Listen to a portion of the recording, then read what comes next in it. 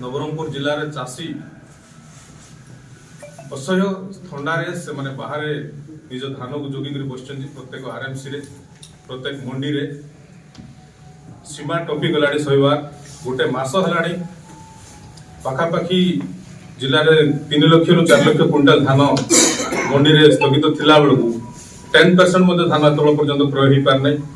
केतबेले कहते Miller target नहीं बोली केतबेले कहते मिलर स्ट्राइक बोली केतबेले सरकार कहते दिन को 2000 क्विंटाल अधिक उठा हम विभिन्न प्रकार से गोटे छलना कर नवरंगपुर गोटे कृषि प्रधान जिला ये जिले में आम 90% लोग कृषि उपर डिपेंड इस परिप्रेक्षी में कृषक मान को जो लेवल हैरान करा जो लेवल टर्चर करा अवगत थे आज सीएसओ कहते आमर 3 लाख क्विंटाल धान क्रय सरी कहते किंतु प्रकृत में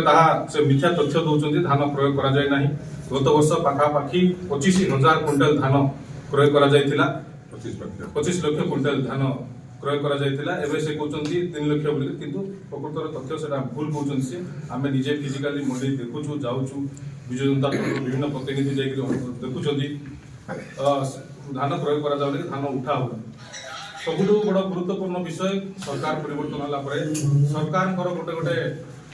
प्रतिनिधि पठे प्रति मंडी में जड़े जड़े प्रतिनिधि पठे आम 3000 क्विंटाल धान देलु तुम चाषी को प्रभुता चाषी को बुझाओ ए वर्ष देखा मिलूँ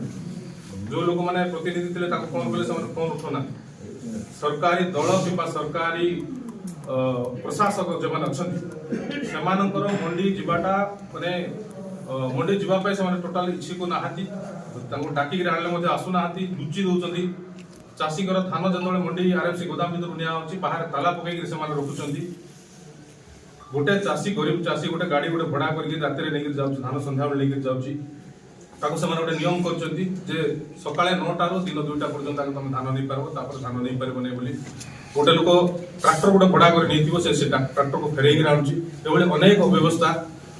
अखावस्था जोटा कि कौ जिला ना केवल नवरंगपुर जिले में अखावस्था को बाध्यतामूलक कराई गोटे अखावस्था को 30 टंका किणी गोटे चाषी नौ पुणी से अखावस्था पैसा पाऊ सबू मंडी में कटनी चटनी व्यवस्था कर बाध्यतामूलक बिना कटनी चटनी तुम धान उठे पार अनेक प्रकार अव्यवस्था अच्छी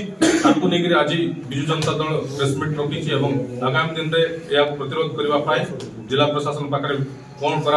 दाबी कौन रमर जिला सभापति तथा जो मैंने तुंग नेतृस्थानीय व्यक्ति अच्छा भाई अच्छा से अवगत करेंगे सब विजु जनता दल कृषकों सांगे अच्छी कृषकों हित में लड़ाई कर